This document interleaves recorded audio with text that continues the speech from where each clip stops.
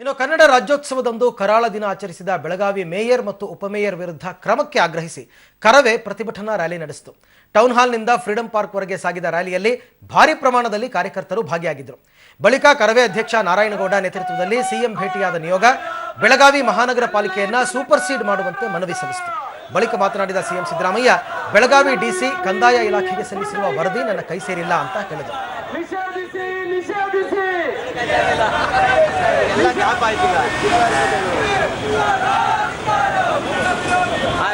ಕನ್ನಡ ಪರ ಹೋರಾಟಕ್ಕೆ, ಕನ್ನಡ ಪರ ನಾರಾಯಣಗೌಡರ ಹೋರಾಟಕ್ಕೆ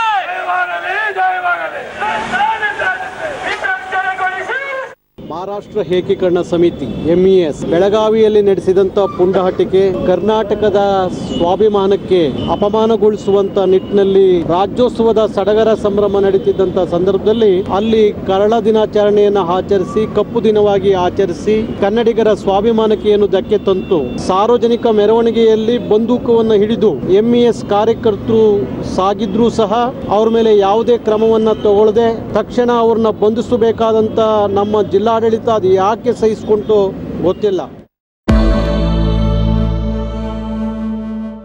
ಅಕ್ರಮ ಗಣಿಗಾರಿಕೆ ಪ್ರಕರಣದಲ್ಲಿ ಸಿಬಿಐನಿಂದ ಅರೆಸ್ಟ್ ಆಗಿದ್ದ ಮಾಜಿ ಮಂತ್ರಿ ಜನಾರ್ದನ ರೆಡ್ಡಿ ಪುರಪ್ರವೇಶವನ್ನ ಮಾಡಿದ್ದಾರೆ.